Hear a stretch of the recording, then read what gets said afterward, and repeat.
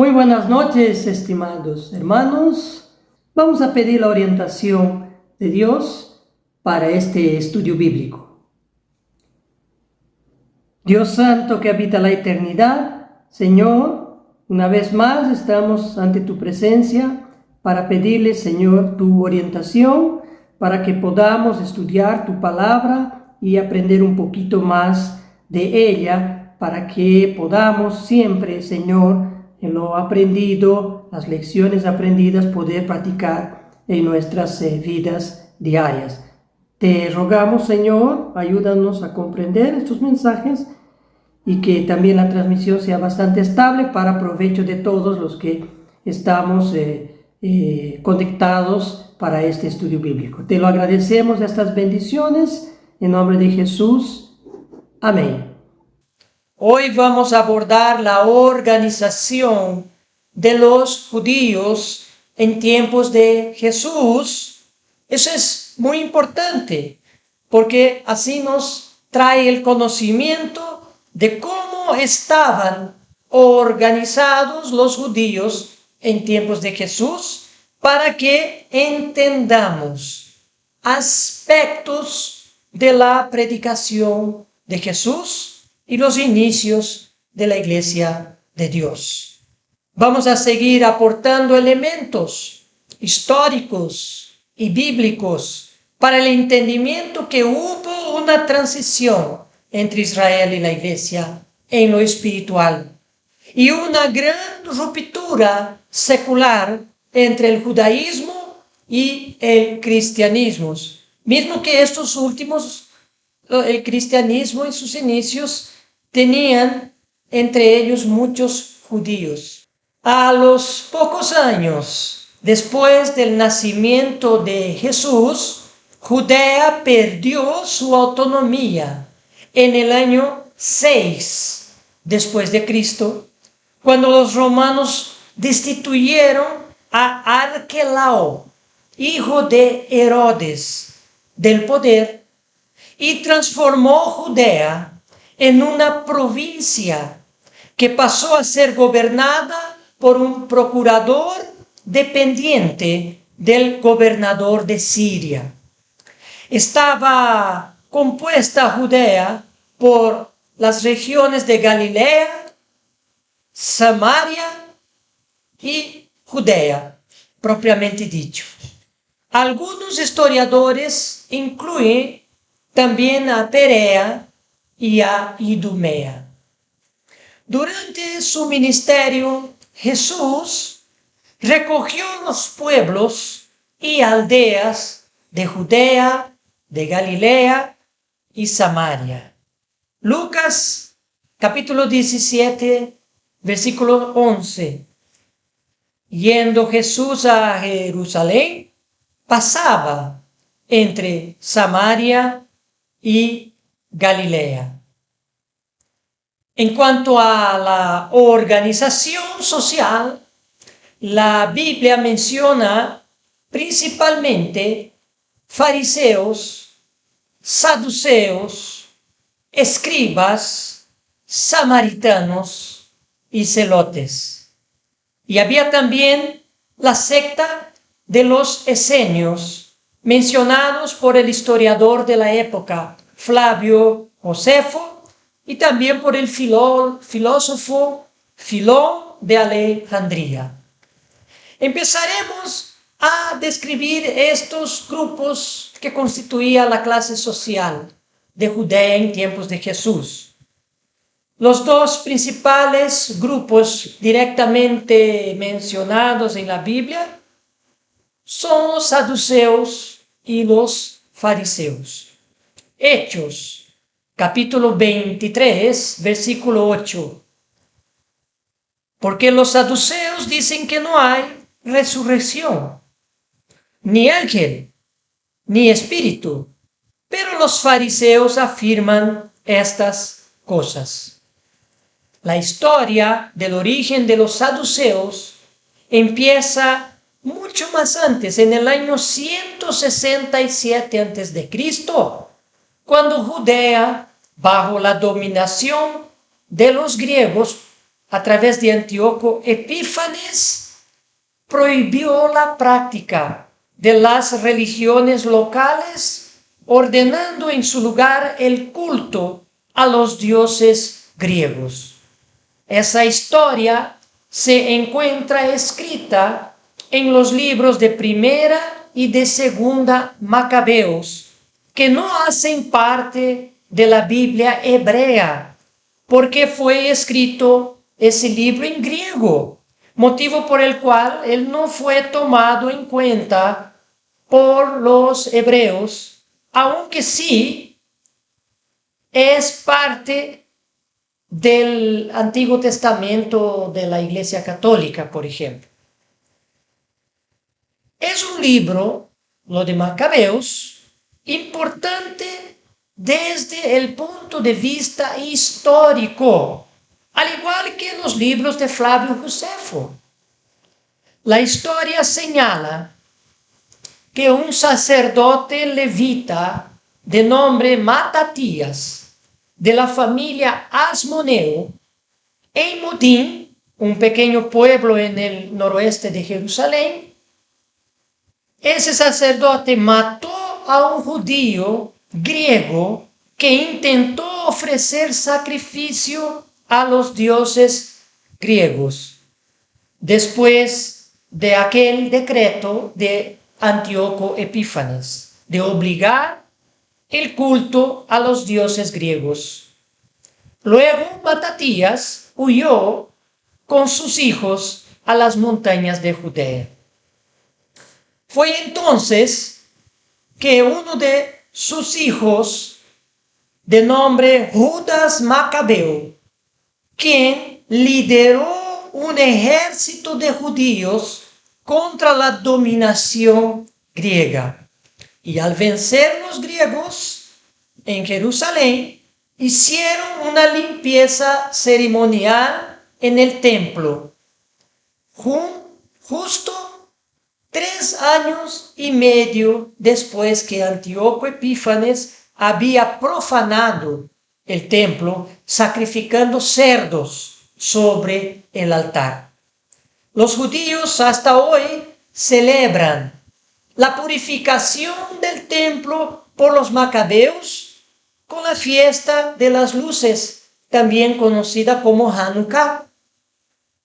Al recuperar el templo, Jonatán Macabeos fue nombrado sumo sacerdote, sin ser este descendiente de Sadoque, el primer sumo sacerdote bajo Salomón. Sin embargo, la lucha contra los griegos perduró 33 años y en su final, con la victoria de los ejércitos de los macabeos, que es el ejército judío, ellos, los macabeos, se autonombraron rey de Judá en el año 134 a.C., asumiendo el trono Juan Hircano I, nieto de Matatías. Los sacerdotes del templo se opusieron, diciendo que el rey necesariamente tenía que ser de la dinastía de David. Y lo que pasó es que los vencedores sacaron todos los sacerdotes del templo y nombraron los suyos en lugar de ellos, terminando así con la oposición y persiguiendo a los que se les resistieron.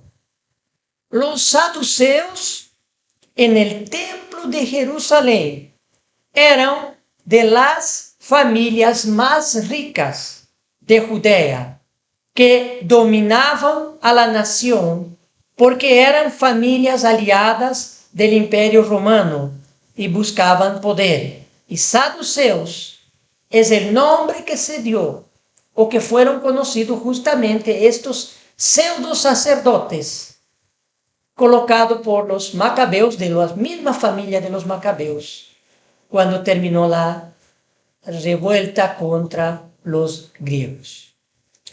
Ahora, sobre los fariseos, ellos se originaron varios siglos antes y está relacionado con el surgimiento de las sinagogas, lugares de reunión y oración de los judíos fuera del templo. Hechos, capítulo 15, versículo 21. Porque Moisés desde tiempos antiguos tiene en cada ciudad quien lo predique en las sinagogas, donde es leído cada día de reposo. El texto da a entender que las sinagogas existían desde los tiempos de Moisés. Como concepto, es muy probable que sí, porque siguiendo el consejo de su suegro Jetro, Moisés organizó quienes le ayudarían a juzgar el pueblo. Éxodo, capítulo 18, versículo 25. Escogió Moisés varones de virtud de entre todo Israel y los puso por jefes sobre el pueblo, sobre 1000, sobre 100, sobre 50 y sobre 10. Sin embargo, lugares de reunión y oración alternativo al templo aparentemente surgió en tiempos de la reforma del rey Josías del año 621 a.C. Josías, el rey de Judá, quien centralizó el culto en Jerusalén. La necesidad surgiría de los judíos alejados de Jerusalén, que no hacían o no podían hacer el culto con sacrificios de animales, reservado al templo con los sacerdotes. Entonces esos judíos alejados leían necesariamente la Torá e incluso empezaron a interpretarla, dando origen a las sinagogas. Ciertamente, en sus inicios coexistieron templo y sinagoga, guardando una estrecha relación.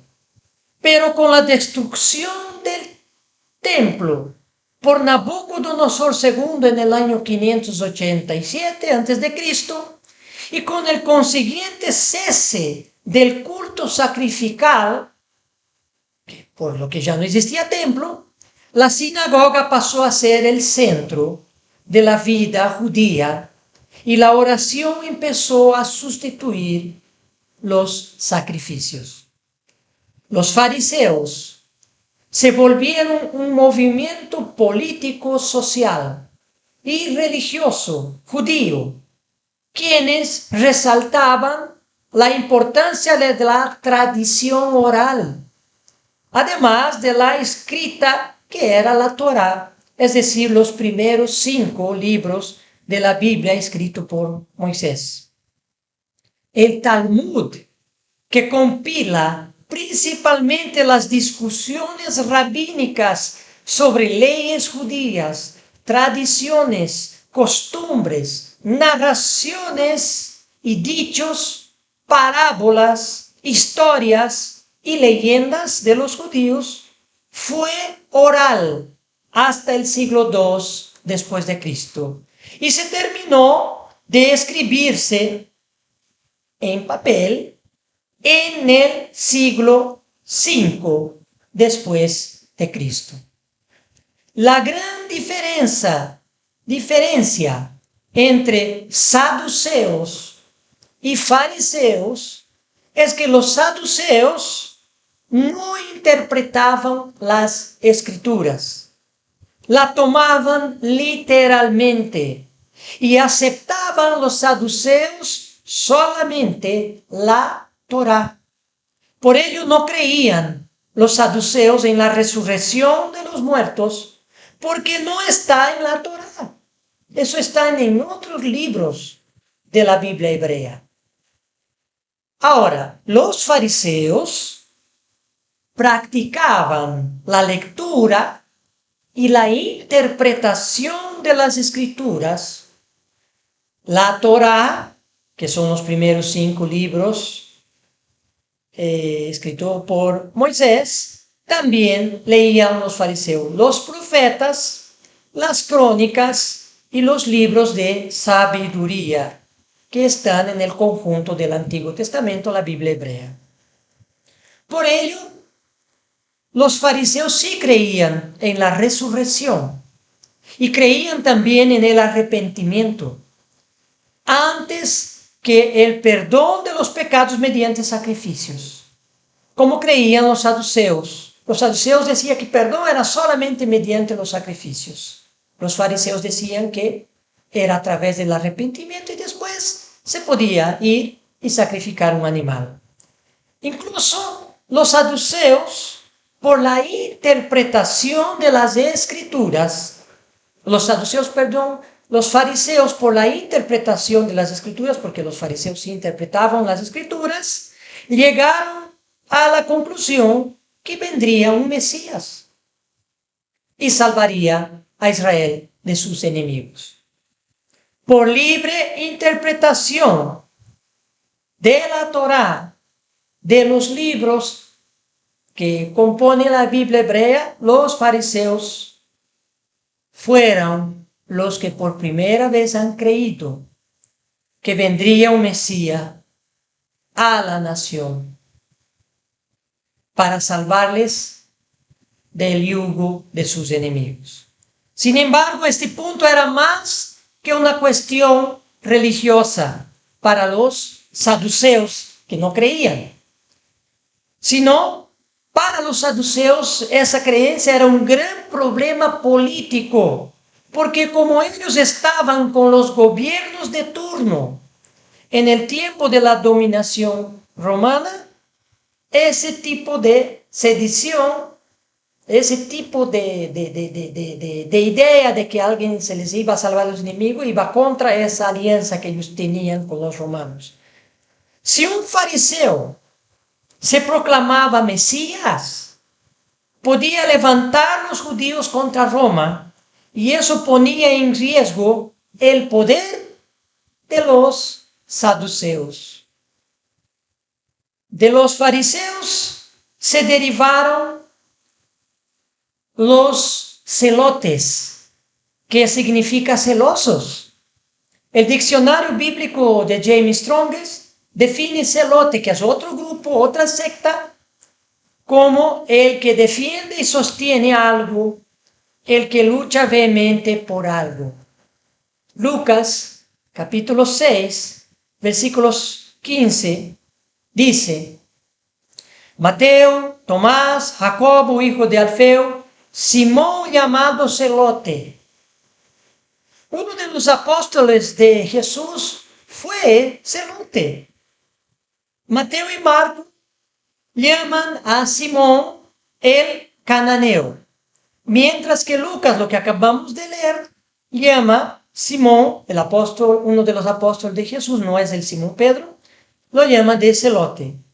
Ambas palabras, cananeo y celote, son derivadas del arameo, tienen el mismo significado de celoso. Los celotes era un movimiento judío ultranacionalista. Llevaban su devoción a la palabra de Dios al extremo, creyendo que debían hacer todo lo posible para defenderla, incluso matar a la gente. La información de los celotes proviene del historiador de la época, Flavio Josefo. Los celotes aparecieron en el siglo I, cuyos fundadores fueron Judas de Galilea y Sadoque el fariseo, inspirado en la revuelta de los macabeos contra los griegos, historia que ya hemos contado. Los celotes provocaron varias rebeliones violentas contra el Imperio Romano. La más memorable culminó con la destrucción del Templo de Jerusalén en el año 70 de nuestra era. Barrabás, en el juicio de Pilatos contra Jesús era celote, lo que se deduce por sus acciones. Marcos, capítulo 15, versículo 7. Y había uno que se llamaba Barrabás, preso con sus compañeros de motín, que habían cometido homicidio en una revuelta. Pertenecía Barrabás a un grupo violento y fue preso en medio de una revuelta. Por lo tanto, se evidencia su pertenencia a la secta de los celotes, que tomaban acciones con sus propias manos. No era cualquier preso, Barrabás, un ladrón, un asesino común. Pues Mateo dice claramente, Mateo capítulo 27, versículo 16, sobre Barrabás. Y tenían entonces un preso famoso llamado Barrabás. Ladrones y asesinos normalmente no logran simpatía del pueblo. Pero este Barrabás era más que eso. Estaba organizado y se amotinó contra el enemigo del pueblo, contra los romanos. Los evangelios son bien claros al afirmar que Pilatos sabía el verdadero motivo por el cual Jesús le fue entregado. Marcos capítulo 15, versículo 10. Porque conocía, hablando de Pilatos, que por envidia le entregaron a Jesús los principales sacerdotes.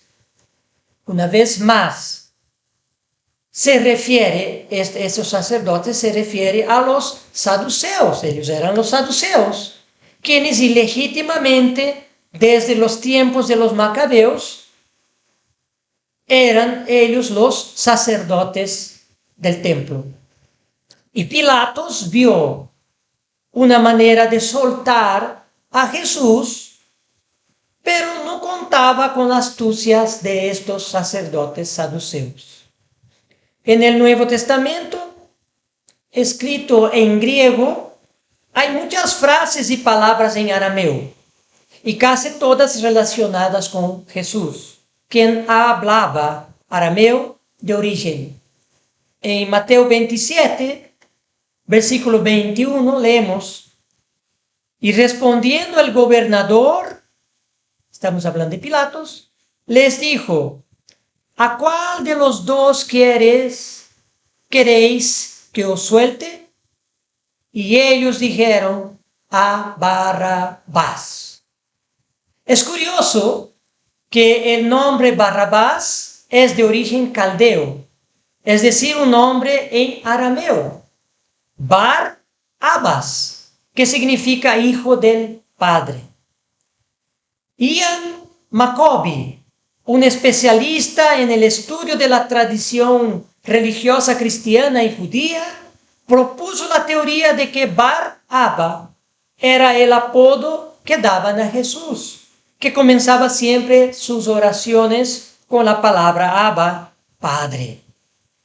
Más curioso aún es el hecho de que en los manuscritos sirio y armenio del libro de Mateo, allá del siglo III, aparece el nombre del criminal Barrabás como Jesús Barrabás, suprimido más tarde en las traducciones para no generar confusión con Jesús el Cristo.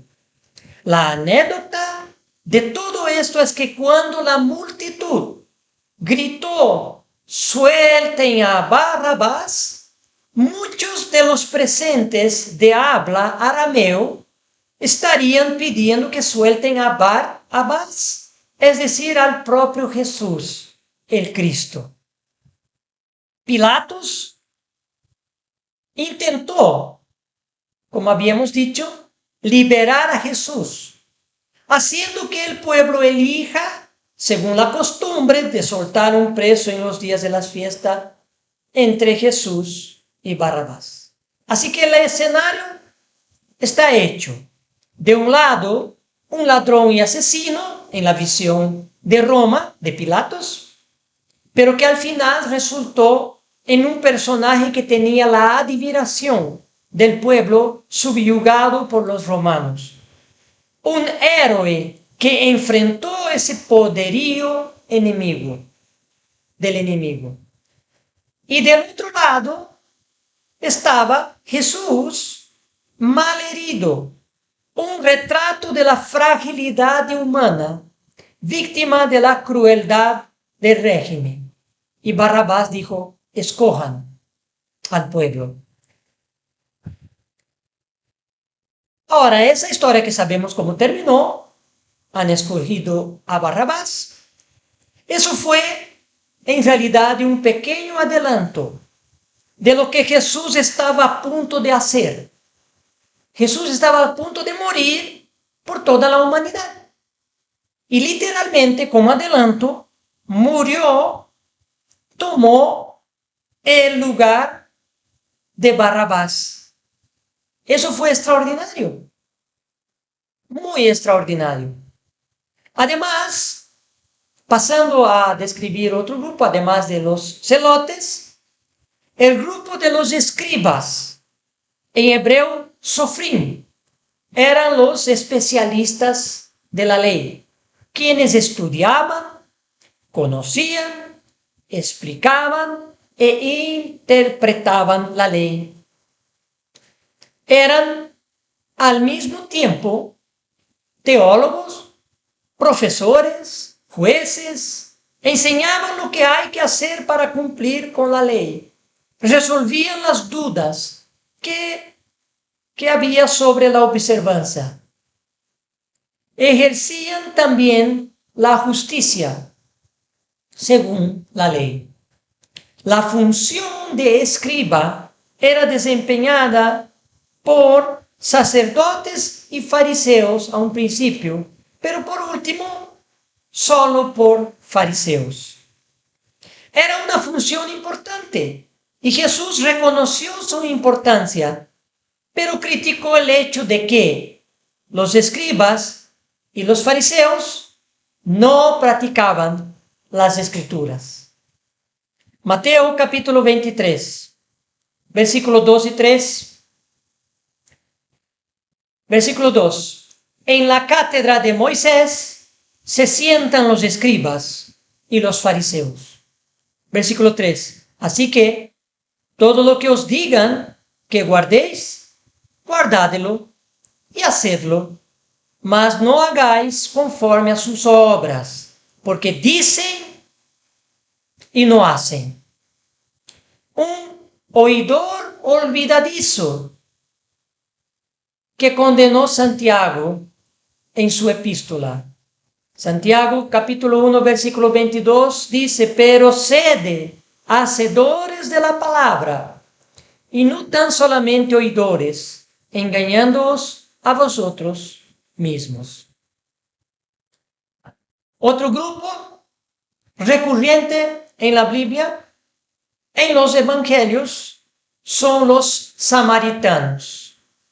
En resumen de la historia, el reino de Israel, que estuvo unificado bajo Saúl, David y Salomón, hasta el año 930 a.C., se fragmentó en dos, cuando 9 tribus más una parte de los levitas que no tenían heredad en la tierra, se separaron de las tribus de Judá y de Benjamín y una parte de los levitas que estaban con ellos, cuando murió Salomón.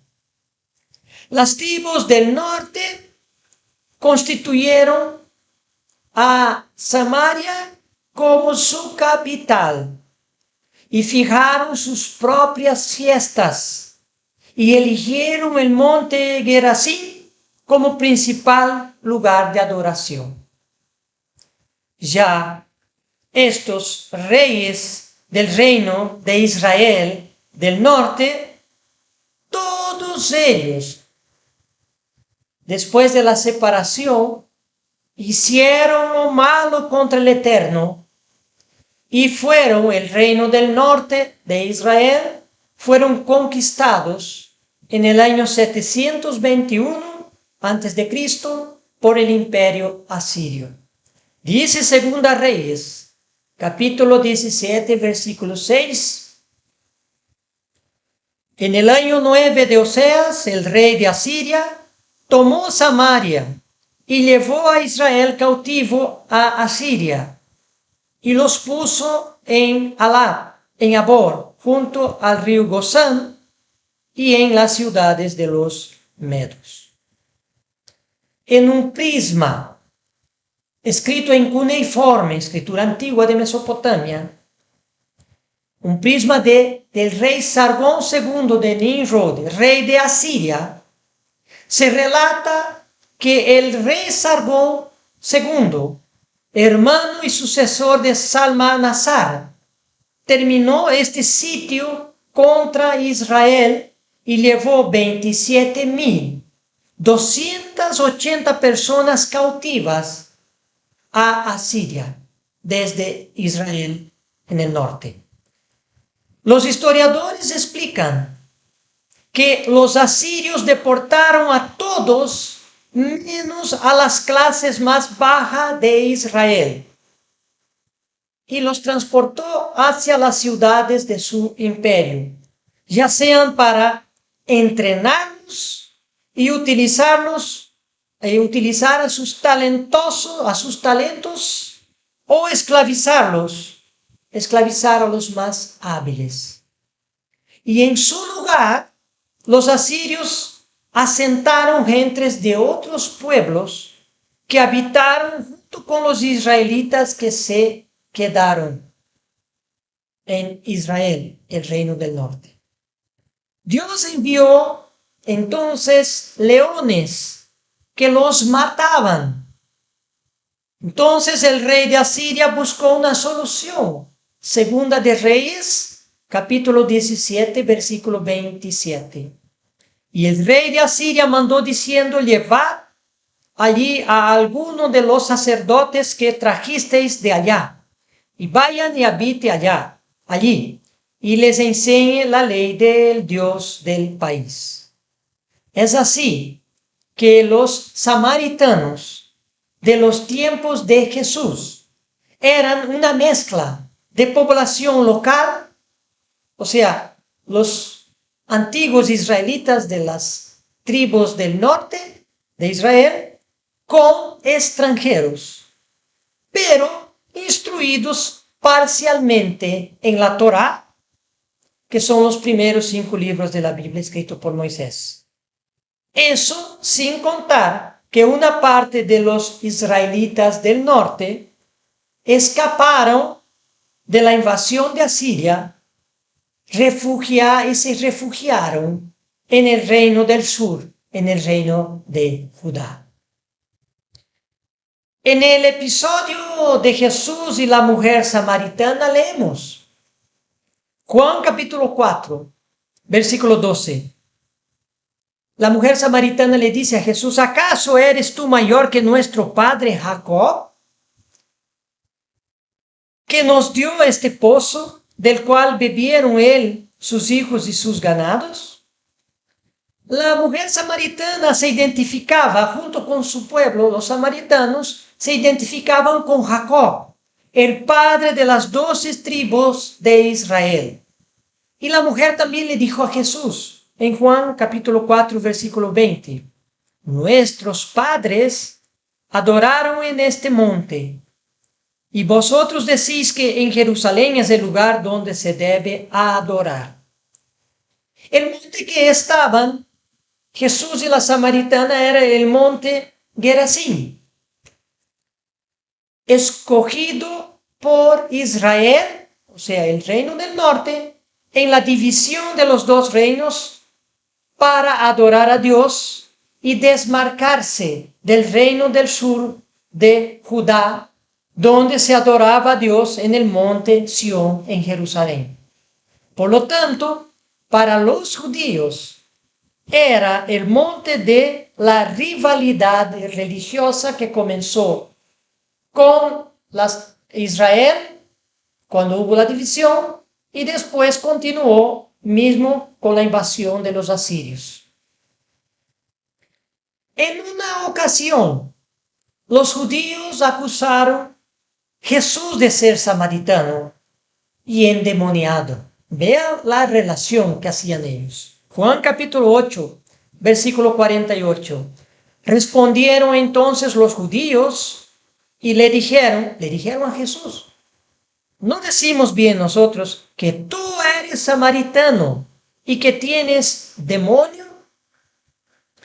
Claro que no era cierto. Ahora vamos a hablar de otro grupo en tiempos de Jesús. Son muchos grupos y poco tiempo para describirlos. Otro grupo fueron los esenios, que la Biblia no los menciona con ese nombre directamente. Los esenios fueron conocidos por los manuscritos del Mar Muerto encontrados en las cuevas de Qumran, Cisjordania, en 1947.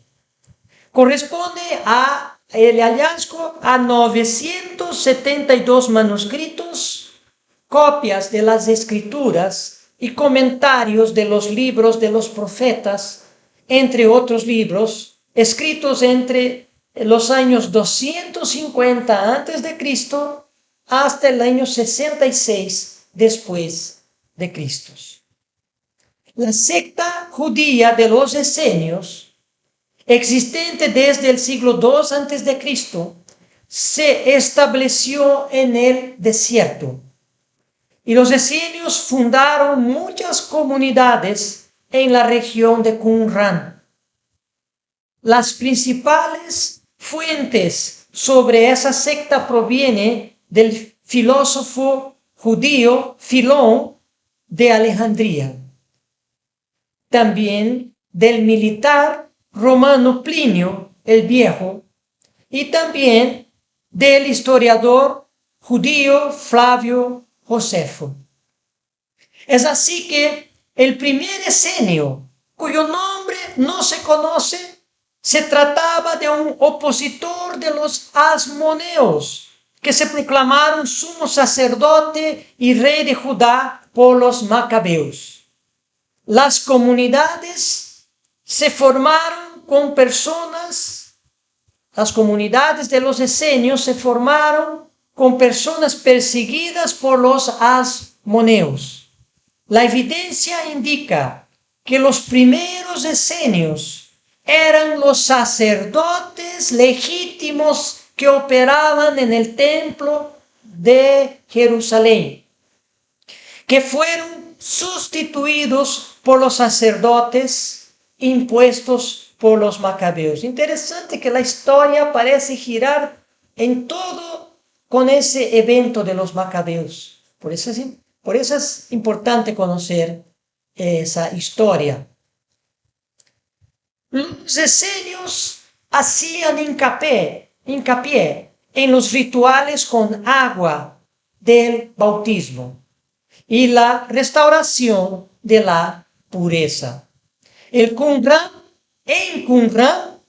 pudieron instalar un número sorprendente de cisternas y canales de agua en el lecho de la roca para estos rituales. Por ello, si bien no son mencionados como tal en los evangelios, Juan el Bautista, que vivía en el desierto y bautizaba con agua, fue un esenio. Los esenios eran apocalípticos, creían en la futura intervención de Dios en la historia humana, en los últimos días, y que Dios establecería su reino en la tierra. Ese es uno de los motivos que algunos eruditos creían que Jesús era esenio. Pero al comprender el mensaje de Jesús, nos damos cuenta que predicó y enseñó Jesús verdades que tenían tanto los esenios como los fariseos, que a su vez lo aprendieron ellos de la comprensión de las escrituras hebreas. Jesús no vino a contrariar las escrituras. Lo revelado a sus seguidores antes de su venida, o de los seguidores de la palabra de Dios antes de su venida, fueron parte de las enseñanzas del propio Jesús. Además de que Jesús también trajo comprensión de la dimensión desconocida de la ley de Dios, los aspectos espirituales. Mateo capítulo 5, versículos 17 y 18. Jesús dijo, versículo 17, no penséis que he venido para abrogar la ley o los profetas. No he venido para abrogar, sino para cumplir. Versículo 18, porque de cierto os digo que hasta que pasen el cielo y la tierra, ni una jota, ni una tilde pasará de la ley, hasta que todo se haya cumplido. Y la recomendación de Jesús a los mismos judíos fue bastante clara, de que sigan estudiando las Escrituras, porque ellas hablan de Él, de lo que Él vino a hacer y del establecimiento del glorioso reino de Dios. Juan capítulo 5, versículo 39, aquí Jesús dijo a los judíos, escudriñad las Escrituras, porque a vosotros os parece que en ellas tenéis la vida eterna, y ellas son las que dan testimonio de mí. Ese es el verdadero entendimiento del por qué Él, al predicar las Escrituras, mucho de lo que enseñó Jesús, también, aunque de manera parcial, lo enseñaron aquellos que le precedieron al enseñar las mismas Escrituras. Estamos hablando de los fariseos y de los esenios. De los 4 principales grupos que existían en los tiempos de Jesús, de hecho, Él no tuvo absolutamente nada que ver, Jesús, con los saduceos, que a pesar de no ser ellos los legítimos sacerdotes, los saduceos también eran materialistas, buscaban el poder y eran totalmente corruptos. Cuando uno de los saduceos vinieron a Jesús con el tema de la resurrección de los muertos, cosa que los saduceos no creían, Jesús dejó bien claro sobre lo que pensaba de esta secta de los saduceos. Jesús dijo en Mateo capítulo 22, versículo 29. Entonces respondiendo Jesús les dijo a los saduceos, erráis ignorando las Escrituras y el poder de Dios. Sin embargo, Jesús es el verdadero sumo sacerdote, de un orden más antiguo que la de los levitas y muy superior a obviamente, los saduceos. Jesús es sacerdote para siempre del orden de Melquisedec. En Hebreo capítulo 7, Pablo escribe que sobre el sacerdocio de Jesús y dice allá que es fiador de un mejor pacto. Tiene un sacerdocio inmutable, hecho perfecto para siempre. Y si leemos Hebreo capítulo 7, versículo 26, aquí tenemos más información. Pablo escribió, porque tal sumo sacerdote nos convenía, hablando de Jesús, santo, inocente, sin mancha, apartado de los pecadores y hecho más sublime que los cielos. Y mucho menos Jesús se acercaba a la secta de los celotes, quienes vivían por la violencia, y acabaron colaborando para la ruina de la nación de Judá y la destrucción del templo en Jerusalén por los romanos. Cuando Pedro dio una de celote, se le salió el celote por ocasión del arresto de Jesús, atacando a un siervo del sumo sacerdote, cortándole la oreja con su espada. Jesús dijo, Mateo capítulo 26, versículo 52, entonces Jesús le dijo, vuelve tu espada a su lugar, hablando a Pedro, porque todos los que tomen espada, a espada perecerán. Pero Jesús tenía afinidad con los esenios, por ejemplo, y también tenía afinidad con los fariseos.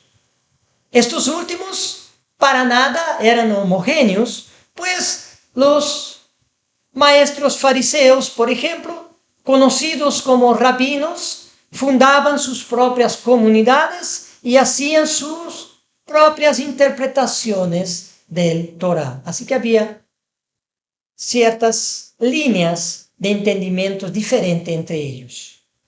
Aún queda un grupo más que hacía parte de la dinámica social en tiempos de Jesús, que eran los publicanos.